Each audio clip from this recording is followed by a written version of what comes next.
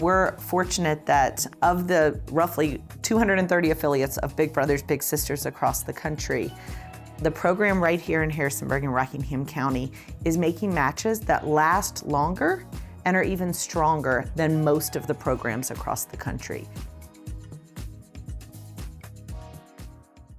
Hi, I'm Karl Weisecker, Principal Broker at Kline May Realty. Thank you for joining me again for the Kline May Realty Podcast.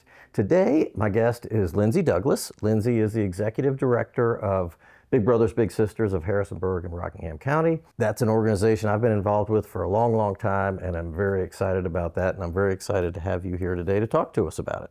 Thanks for having me, Karl. Absolutely. So let's get started kind of with the basics. What is Big Brothers Big Sisters about? What's your mission? Who are you serving in our community?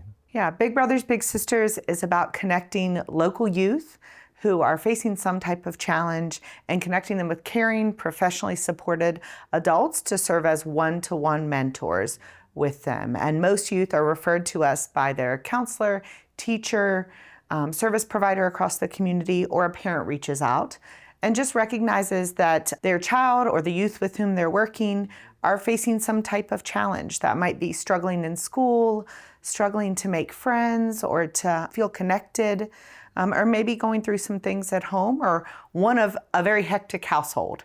So there's a lot of situations where youth could really just benefit from having that extra one-to-one support. Sure. What's the age range of kids that you work with? So we work with kids from 5 to 14 for that initial match period, and then we support matches that are already made through 18 or high school graduation. Oh, nice. And so how does that all work? If you receive a name from a third party, how do you pull all the pieces together and get a successful match? Yeah, so when a referral is made, they are either shared the organization's contact information or sent to our website to complete just a short form with some of their basic information. And then we reach out and schedule an interview with the family and the youth. And it's really important that both of those interviews happen so we can both understand the family situation, kind of what they've been going through, make sure that parents or guardians understand what Big Brothers Big Sisters is, how they are going to be a partner in helping that relationship to be successful. And then we really want to meet with youth and get to know them, their interests, their personality, what they like to do, what they're excited about doing with a mentor. And so once we gather all of that information, youth are placed on our waiting list for a mentor. And at any point in time, we have between 75 and 150 kids in the local community who are waiting for a mentor. And then when a volunteer comes in, we're able to go through some of that same process, background checks, reference checks, and that one-to-one interview, so we can get to know them and make those matches based on their interests, personalities, preferences, so they're going to be able to build that one-to-one relationship and enjoy doing a lot of the same things. Right, right.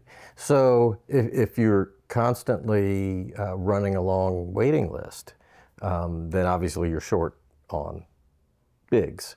What are some of the challenges there, and what are maybe some of the ways a person could get involved and the time commitments and things they would need to think about? Yeah, so that is really a great question, Karl, because the waiting list is a really important piece of how we do our work. Without a waiting list of youth, we are not able, when a volunteer walks in, to be able to make matches that are going to be compatible. So it's important that we have youth of different ages, different interests, different activity levels from different areas across our total service area, so that when a volunteer comes in, we are able to find a youth that's going to be a good fit for them. So part of that waiting list is really a valuable part of that matching process.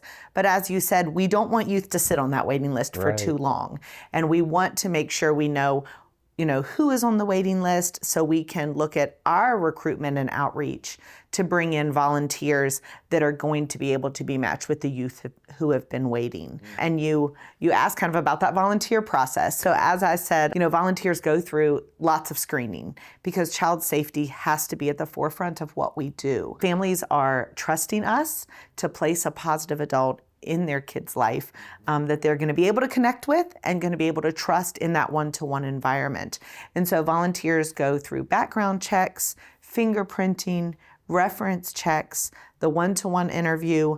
We talk through some of the scenarios that they may encounter with the youth. We go through training and orientation with them to help them understand the age level and developmental pieces of where that youth is at that point in time. And then we are really going to also have them approve the youth with whom they're going to work. So we go to that waiting list, we find a couple kids we feel like would be a good fit for the volunteer, and we share about them without any identifying information so that that volunteer can have some ownership in choosing the youth with whom they're going to work. And the family does the same thing. The family and youth have to also approve and choose the volunteer. So that process is going to take anywhere from 4 to 8 weeks, depending on the program, for all of the screening, the matching pieces, and those approvals until we get to that match meeting and they get to meet one another. Mm-hmm. Wow, what a process. It is a process, but it's a really important process. So if there are maybe volunteers, potential volunteers watching, you've got a few different ways a person can plug in. What are those ways? So we have 3 programs through which those one-to-one matches can meet. We have a school-based program where we partner with a couple of the local schools for volunteers to be able to go in at lunchtime and spend that kind of 1 hour kind of lunch period meeting with a youth. We have a Sports Buddies program where you're actually participating in sports-based activities that are organized and facilitated by the staff at Big Brothers Big Sisters. So if a volunteer is interested in that program, they would be choosing the Sports Buddies activities that they're interested in each month out of the 4 to 6 that are offered. And then they will be meeting the youth at those activities to engage. So the parent or guardian is going to be transporting them to those events. And then we have our community-based program, which is maybe what most folks think about when they think about Big Brothers Big Sisters. And a volunteer is going to a home to pick up the youth and take them to do something in the community. Right, yeah.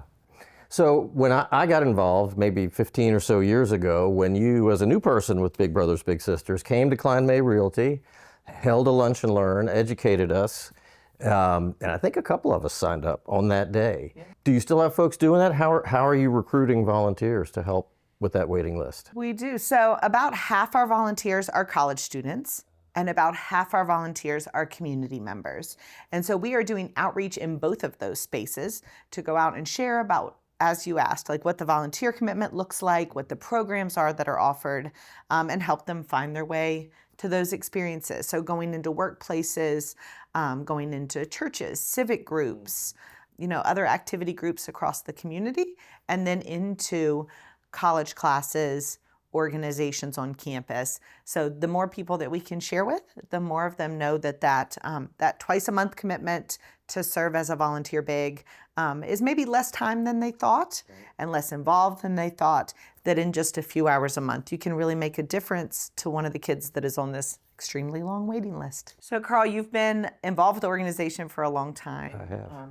Thanks for that. Would you be willing to share a little bit about your match? Sure. As you know, I've had a few matches with the organization. The longest term was a young guy named Leo, and we were matched when he was 11. He did actually have a big brother in his household, but he was significantly older, and so pretty shortly after that he went to college. And so his mom was a single mom, and we got together once a week from the time he was 11 pretty much until he graduated high school, which was extraordinarily rewarding in so many ways. And it was really neat to take him through those teenage years. And I taught him how to drive and how to paddle a canoe and how to cast a fishing pole and how to swim and all of the things. And that's what his mom said when we first met, was because of her situation, she was pretty much working or taking care of kids or sleeping. That was her life. And she wanted him to have an opportunity to do some things, mainly outdoors, that she knew she would not be able to provide for him. And boy, was she happy when I volunteered to teach him to drive. She was scared to death of that. And he's a successful young man now, and that is amazing to think about. Not because of his relationship with me, but it's really neat to see that progression that his life is taking off. Now I've got a new little brother. We've been together about 3 years. He's in middle school. We also get together once a week. We also spend just about every minute outdoors, which is fun. And I hope to be part of his life until he graduates high school. Awesome. Yep. Thanks for being willing to share. It's my pleasure. Yeah. Now you're a nonprofit organization, so obviously a big part of your job is keeping the lights on, finding donors, finding ways to keep the mission funded. What are some of I know lots of nonprofits have had some challenges in recent years with that for a variety of reasons. What do you see on that landscape? Is it very challenging? Are things getting better? It is challenging. It's always challenging. And as you said, there's two resources we can't do without, right? The funds and the volunteers. And in that kind of funding area, we are going to be facing some challenges in 2026 that we haven't faced before.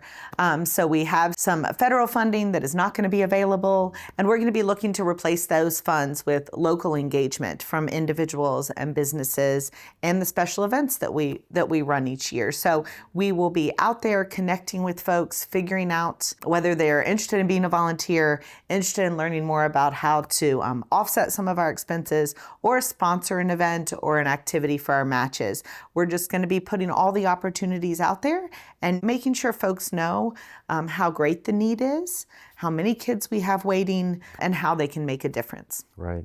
If folks are inspired to make a donation directly, what's the easiest way for them to do that and have it make sure it gets its way to you locally? Yeah, so the easiest way to do that is to go to our website or one of our social media pages. But our website is www.bbbshr.org. You can just search Big Brothers, Big Sisters of Harrisonburg, Rockingham County. And there's links right on that homepage of ways to get involved, and also all the events that we do each year. So maybe you're interested in just making a donation, or maybe you're interested in figuring out how to find a way to give a little money and have a good time with, some friends or coworkers. Or we have lots of events throughout the year, so there's lots of ways to get involved. Fantastic. Well, I really appreciate you being here today. I'm a supporter of the organization. Kline May Realty has been a longtime supporter of the organization. I think you do amazing work for a huge number of people in our community, and we appreciate it. Yeah, we do. Thanks for your volunteerism, Karl. We're fortunate to partner with Kline May Realty and to have organizations and individuals that give back across the community to make a difference. Yep, absolutely. Thank you. Thank you all very much for watching today. We'll have another great guest for you next time. We'll see you then.